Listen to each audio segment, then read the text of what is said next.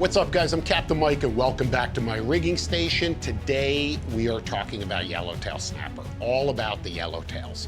You know, yellowtail snapper fishing down here in the Florida Keys, it's the epitome of reef fishing. It's what makes up the Florida Keys. I don't know if there's any more famous fish anywhere in the state than the yellowtail snapper. Okay, and for good reason. Yellowtails are usually pretty easy to catch, and they're usually pretty prolific, meaning they're everywhere. Okay, Key Largo to Key West, on the patch reefs, just about anywhere you're gonna find yellowtail snapper. You may not find them in the numbers that you're looking for, you may not find them in the size that you'd prefer to catch, but you're gonna find yellowtail snappers.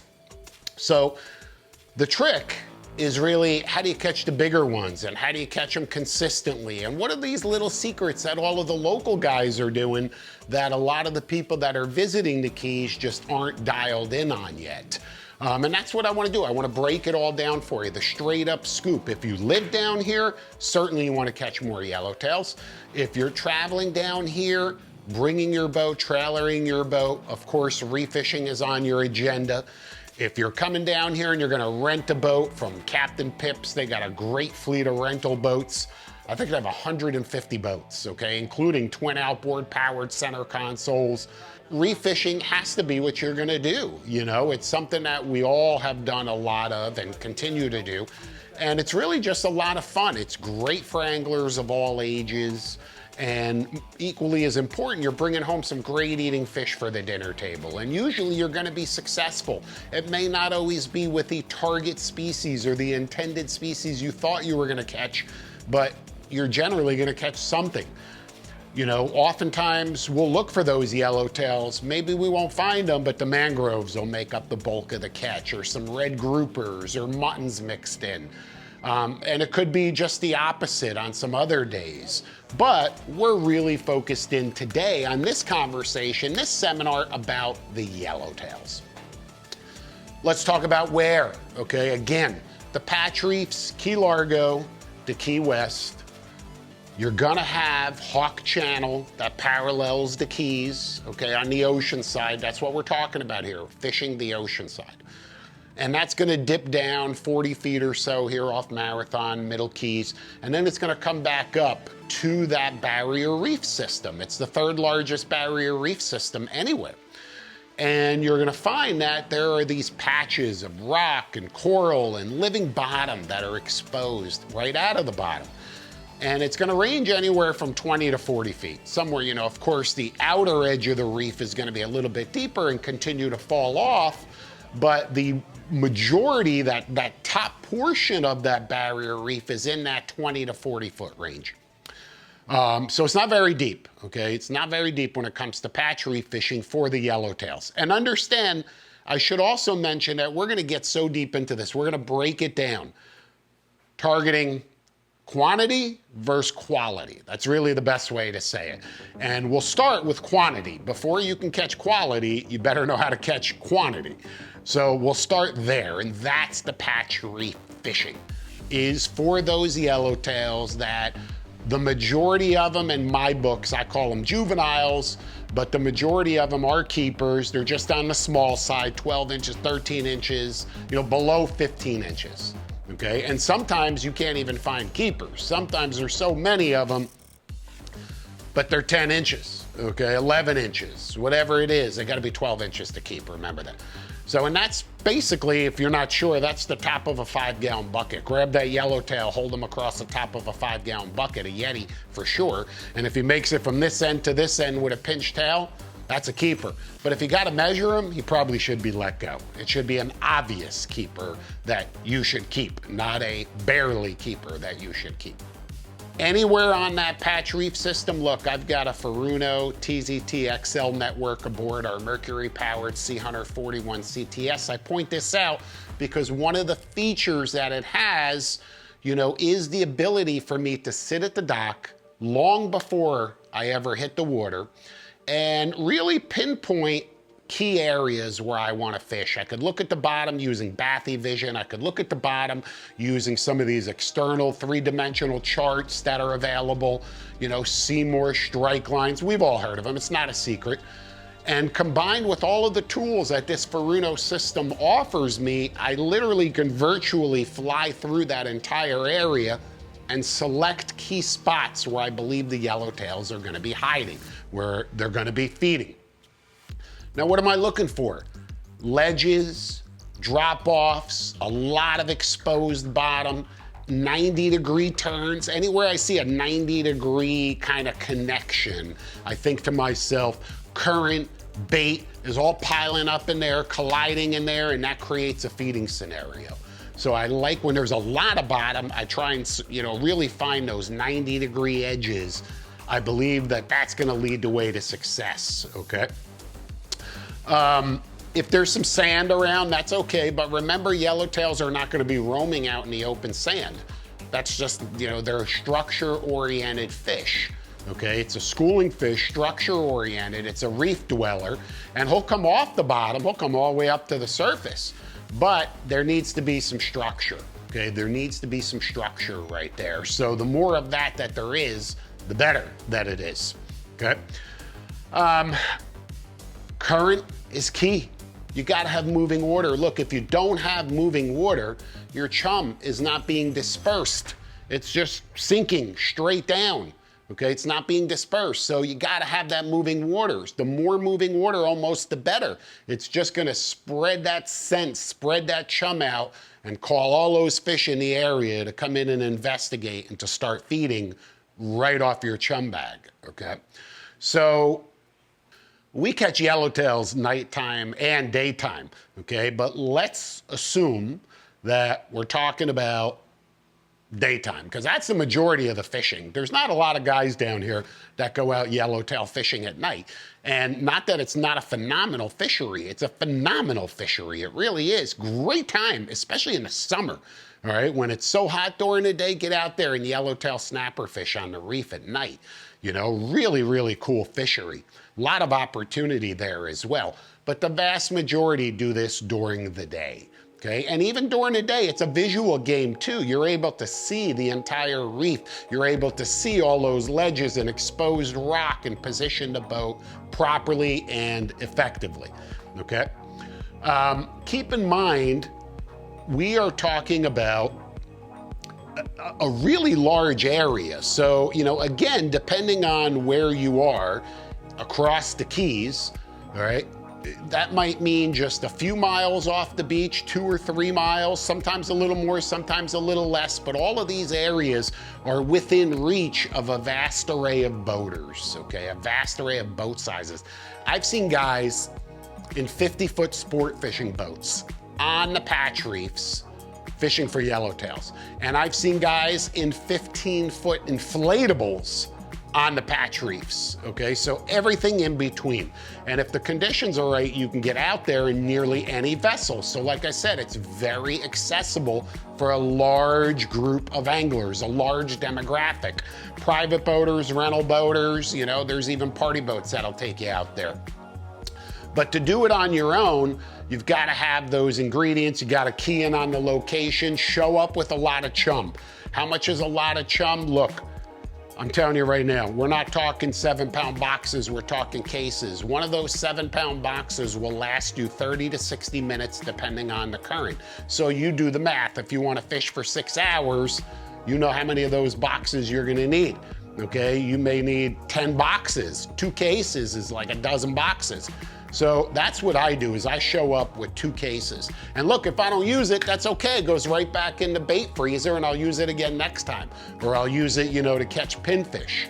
But I don't want to be short-handed. I don't ever want to get myself into a hot bite and go, oh, man, I wish we had another block of chum because we're about to be beat, and no chum, they ain't coming. It's over, game's over, right there. You could also get 25-pound blocks of chum, by the way. Okay, that's a really, really nice, simple benefit, we'll call it, is you get a 25-pound block instead of the cases, and now you don't have to keep putting in those 7-pound blocks into that chum bag. Make sure you use a chum bag with big holes. Don't use one of those little chintzy white chum bags, that they sell at the local tackle shops, whatever. You know what I mean, the mesh You don't want that. You need a real chum bag with big holes. You want the chum to flow. The idea is not to keep your chum with you. The idea is to disperse it and to use it to attract fish to you, okay? Don't conserve the chum, okay? The bag is just to contain it so it's next to the boat and doesn't, you know, the block doesn't float away and take all the fish with it. But you've got to chum heavily. Double ground, single ground chum, they both work, okay? Both work. Look, you've got to be anchored, okay? You can't be drifting. So once you get to where you want to go, you've got to determine the direction of the wind, the current. How is the boat gonna lay? A lot of different ways to do that. We do it, you know, I'll get into an area. I can use my fish it, drift it feature. Will determine exactly which way the boat's gonna drift.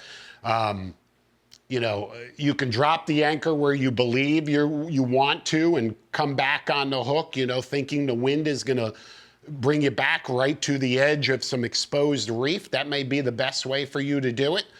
But if you mess up, that's okay. You can just pick up and do it again, because this is all about location. You've got to be on the money.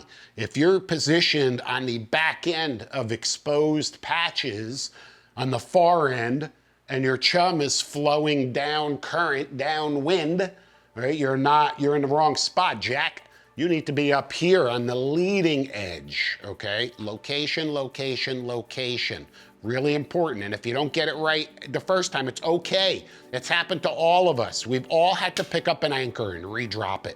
Anybody who tells you they've never done that is lying, okay? That's the bottom line. If you bottom fish enough, that's gonna happen to you, okay? So be prepared. Anchors, remember, you may be anchoring right on the edge of reef. You know, you may get your anchor hung, rig all of your anchors breakaway style. I don't care if it's a fortress type anchor or, you know, a grapnel, hook it breakaway or rig it breakaway. So if you do get it stuck in the bottom, you know, you can easily put a little bit of extra force, pop it out and pull it out backwards. All right, we've got some great videos on Florida Sport Fishing TV Plus here on how to do that, all right? And if you need additional info, don't hesitate to reach out. But the bottom line is rig it so you won't lose it and you won't leave it in the reef down there. It's not about drifting. Don't even attempt it. Remember, you're chumming, and if you drift, you're floating away from all of that enticement in the water. So here it is, you're in the right spot, the right depth, there's current, you've got the chum flowing, okay? Everything is in your favor. The wind and the tide are in the same direction. Very important, very important. If I'm positioned right here and the wind is in my face, I want that current in my face too. I want everything to flow back. Naturally, everything to flow back. If the wind is in my face and the current is literally colliding up against the wind, all right, the boat will lay like this, but our lines and chum are gonna go up toward the bow, and that makes for very challenging conditions for yellowtail fishing. So sometimes when you're faced with those conditions, it makes sense to pick up and leave. Just move, go up 2-3 miles to a different area and see if the current and if the conditions are a little bit different there, okay? Check that out. But you need that, you need it, because I'm telling you, like so many fisheries down here, this is a conditions-driven fishery. It really is. The better conditions you have, the better you're gonna do. Everything's gonna fall into place. Everything's flowing right. Everything looks natural. You're gonna catch more fish. That's the bottom line. You know, you can't force it. I've learned that we control what we can control. And then there are things that we cannot control. I can't control Mother Nature. And what I mean by that is the wind, the waves, the water color, the current, water temperature, all of these natural elements that I have no impact over. And no matter how much I may want to modify any one or multiple of those factors, I have no influence on any of them. So I have to learn to fish and to adjust based on whatever those conditions are that are given to me on that given day. So sometimes it means picking up and moving. It means the conditions are wrong. It's just not gonna come together here. It's not. So let's just pick up and move. But here it is, today's our lucky day, okay? And everything is just lined up. The sun, the moon, the stars, we're chumming, we've got wind, we've got some, a little bit of wind, some current. Perfect, you did a great job dropping that anchor. The boat's in the ideal location, and lo and behold, there they are. A cloud of yellowtails starts showing up behind the boat. That's typically what happens when you're reef fishing, okay? Is a big cloud of yellowtails will just swim up, and usually, I like to call them juveniles, but there could be keeper fish right there. How do we catch them? Remember, this is about quantity now, not about the quality. I turned to a light, very sensitive spinning outfit. This is a Chaos SPGC 8-17. It's a 7-foot 6-inch spinning rod, okay? SPGC. Spinner, graphite, cork handle. Very simple. Incredibly light, incredibly sensitive, okay? You can stand and fish with this. Novices, kids can stand and fish with this all day, okay? And never get fatigued, ever. It's matched to a Shimano size 4000 spinner, okay? That's all it is. I don't care what brand spinning reel you use, makes no difference to me, all right? This just happens to be a typical Shimano, whatever, 4000 series spinner. More importantly, it's loaded with 12-pound diamond line. Monofilament, no braid, not in this particular fishery. In this scenario, I like the mono. It's very, very stealthy, okay? And let me tell you something, these yellowtails, especially the keeper fish, they're spooky. If something doesn't look right, they're not touching it, okay? And they've got great eyesight. They're in crystal clear water. They have great eyesight. So the super clear is real important. That's the color. I've talked a lot about this line lately, and we're gonna talk about it more in a second. It really is just becoming more and more valuable in my arsenal in so many different ways. But again, that's the 12-pound, super clear, very, very stealthy, very comfortable outfit. And I tie that 12-pound to a 20-pound fluorocarbon leader. This is some diamond fluorocarbon leader. I think Illusion now is what it is, but 20-pound fluoro. Nearly invisible, great abrasion resistance, okay? And strong. So it has all of the different factors that I'm looking for. And I'll tie on at least 10 to 15 feet. 10 to 15 feet using a blood knot. A very simple splice, what we call it. There are no swivels. There are no snaps. There's no additional terminal tackle anywhere in this setup. It's very clean, it's very stealthy. The hook, real important here. 5.0 VMC live bait hook. Here's the package right there, okay? 5.0. Anything that can't eat a 5.0 hook, I don't want to catch it, all right? I'm not looking for a 10-inch yellowtail. So I like that 5.0 hook. I fished a 7.0 size of that exact same hook for bigger snappers, for muttons, African pompano, things to that nature. That's my favorite yellowtail hook right there. Tied on with an improved clinch knot, a fisherman's knot. There it is, just a simple fisherman's knot. And that's your entire outfit. Nothing else, okay? That's the whole entire outfit. I mean, it's so simple, but it's gotta be done right. It has to be super light, super stealthy, nice smooth drag. Really, hopefully you can hear that. Okay, just a nice smooth drag, that's super important, okay? You're fishing with a light drag anyway. The fish are right here, okay, for the most part. They might peel off some line. And when a fish eats the bait, and because remember, we're putting on a fresh morsel, we're popping it in and we just keeping that bail open. We're just feeding out that line at a steady pace, feeding out the line. I want to mimic the same speed of the morsels and the bait that's coming out of the chum bag, trying to pull a fast one on them. So that's how you determine the speed of how much line you pull out. Look at how fast everything's coming out of the chum bag and try and match that speed.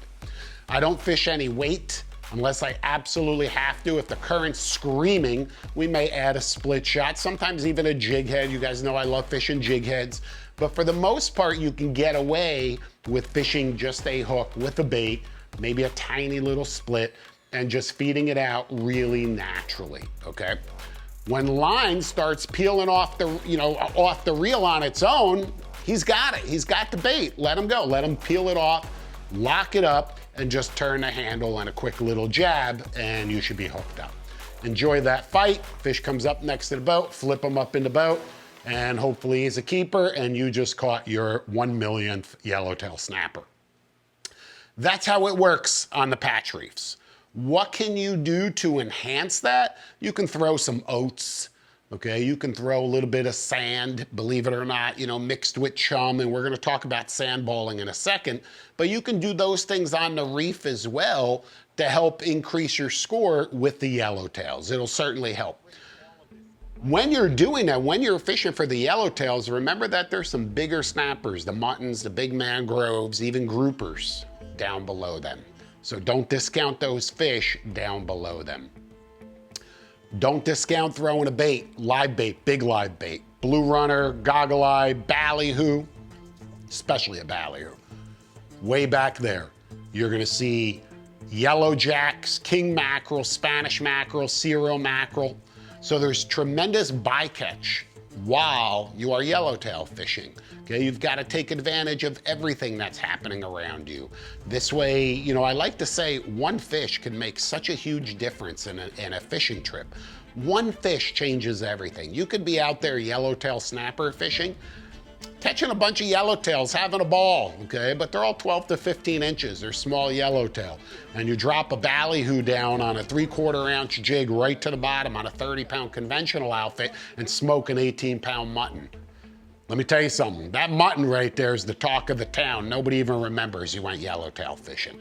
So one fish can make a very, very big difference. Now, let's move out. Let's move up. Let's talk about quality yellowtails. How do we find the bigger fish? Well, look, yellowtails don't get big, don't get to be that flag status. And everybody has a different definition of what a flag is. I don't know, a big yellowtail. That's all there is to it. You guys know what a big yellowtail snapper is. The deeper you go, typically the bigger they're gonna get. So we always push off deeper. We push off to 80 to 120 feet.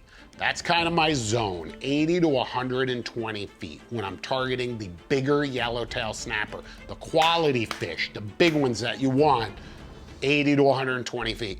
I don't want to be able to see the bottom or anywhere near the bottom, because if I could see the bottom or anywhere near the bottom, those yellowtails can see me, they could see my boat, and they're typically going to be spooked.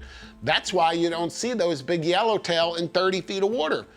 They could see everything that's going on. They're like, hey, Mike, that's a beautiful 41C Hunter CTS you got right there, and I'm not going to eat your bait. That's what happens, okay? They don't swim in that shallow water. They're out there in that deeper water, so that's where I'm gonna set up for the bigger yellowtails. Once again, positioning is everything. And this also is another scenario where, I really count on my electronics, right? One eye glued to the chart plotter, one eye glued to the fish finder, understanding wind and current, dropping that anchor and positioning the boat exactly where I need it to be. And I'll spend as much time, effort, and energy as required to do that before I put a single bait in the water. Because if that isn't right, I'm not gonna catch them. Okay, I'm not gonna catch them. And there is no one secret sauce because every spot you fish is different. Or maybe there's some rubble, natural or artificial. Maybe there's a ledge you're trying to focus on. I don't know, a lot of different combinations. So you've got to just take all of those fundamentals together and be able to modify what you're doing and where you're doing it based on what's happening around you. But again, the goal, same thing as on the shallower patch reefs, is to set up and position the boat up current of the area that I want to fish. We're gonna chum. Same thing, big chum bag, okay? Nobody's put a single bait in the water yet. And now we're gonna sandball. We've got a 5-gallon bucket, we've got a bunch of sand, we've got a thawed out block of chum, mix it all together into a peanut butter type texture. You can include some oats in there, or you can do a mixture of oats and chum, with a little bit of seawater, because remember, the oats are going to absorb that water and they're going to expand and get gooey, gummy, and be able to form balls. You don't want to really add that seawater in with the sand. It'll get mushy, and the chum, it's not really going to form. So typically, when I'm mixing sand with chum, it's very little, if any, water at all. On the other hand, oats and chum, I'm definitely adding some seawater, and don't be afraid to create your own concoction. And you create these, I'm gonna say tennis ball size bombs, okay? And periodically you drop them off the side of the boat. And as they fall to the bottom, they're dissipating throughout the entire water column. And they're leaving all of these morsels and scales and deliciousness through that water column. More importantly, they're also clouding the water. There's sand and oats, and it's literally making the water murky. So it's also now harder for those bigger yellowtail to even see your terminal tackle. So it's a really sneaky, stealthy approach. Additionally, it's a great way to get your bait past a lot of the smaller annoying critters like the runners and the jacks and all of the stuff up higher in the water column, because you're trying to get to those bigger yellowtail below them. So you take your bait, you put it inside the middle of that ball, and you shape it, okay? Get that bait right inside there, either on a jig head or even just on a plain hook. Wrap your leader around the ball, literally wrap about 10 to 15 feet of leader around the ball. Make sure your reel is in free spool. Gently drop it all over the side. It's gonna fall, it's gonna unwind, okay? And it'll just continue to fall to the bottom where the ball will just disintegrate, and boom, there's your bait. Easy pickings for a big yellowtail. In that scenario, I beef it up. I'm not fishing that Chaos SPGC 8 to 17 pound rod any longer. I'm now in a different world. I'm in 80 to 120 feet of water. I'm looking for bigger yellowtail. And I also realize that's where the black groupers are. They're right there, black groupers. You wanna know how to catch a black grouper? First learn how to catch big yellowtail, okay? Because once you get that dialed in, the black groupers are easy, they're right below them. But if you don't get the yellowtail fishing dialed in, you're not just gonna go out there and pick off black groupers. So get them fired up, and I beef it up. I go to a Chaos spinning outfit, an SP 15 to 30, 7 foot. A little bit shorter, certainly heavier, okay? Certainly heavier, matched to an 8,000 size spinning reel. Again, this is a Shimano twin power. I don't care what you choose, but just something with plenty of line capacity, which you don't even really need. You're fishing in 100 to 120 feet of water. Trust me, I misspoke. You don't need a lot of line capacity, okay? You really don't. But all of these reels in this class come with, you know, big spools, loaded, so you're gonna be fine. 20-pound braid on this reel, and I beef up the top shot to 30-pound fluorocarbon. Because again, I am targeting these bigger yellowtails, but I know there's muttons and groupers, and man, I'll tell you what, I know I'm gonna lose them, but I'm not gonna lose them all. And I don't, you know, I just need one or two of them that can really be game changers. So if I was to fish with the lighter gear in that scenario, okay, they're gonna clean my clock. There's no way in the world, or it's gonna be, well, trust me, I'm not catching a 30-pound black grouper on that rod right there. I can't stop them. I can't hold, there's nothing I can do. I'm not catching a 20-pound mutton on this rod unless I'm incredibly lucky.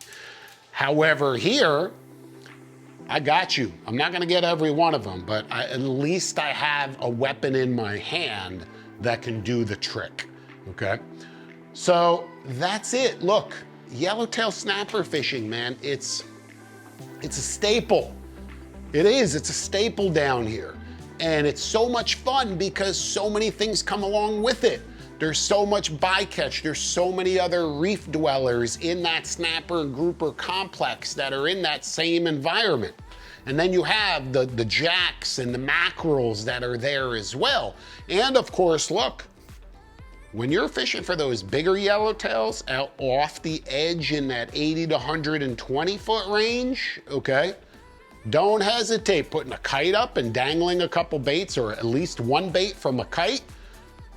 Don't hesitate throwing a big flatline bait out there. Once again, pelagics are cruising that edge. You'll pick off a sailfish. Don't be surprised when you catch a sailfish and a yellowtail snapper on one cast, sailfish on the next. What could be better than that? That's what fishing down here in the Florida Keys is really all about. So look, do it the right way. Spend the time, prepare your boat properly, prepare your tackle properly, fish the correct gear, don't overdo it. It's about sensitivity, it's about strength, but it's also about balance. Be well prepared. You don't need a lot of stuff, but you need the right stuff, okay? The diamond fishing line, fluorocarbon, the VMC hooks. Guys, I count on this stuff day in and day out because it works, okay? Because it's the right stuff. So get out there, do it, and I'm telling you what, any time of the year, 365 days a year, you could go out here anywhere from Key Largo to Key West and put together an incredible yellowtail snapper catch. Some days it's gonna be better than others because some days the conditions are gonna be in your favor and you're gonna be at the right place at the right time. Other days you're gonna struggle, but that's what fishing is all about. So appreciate you watching. Keep your eyes peeled for our next seminar. Make sure you catch all of them and that you take away bits and pieces from everything. At the end of the day, you're gonna be a more successful angler.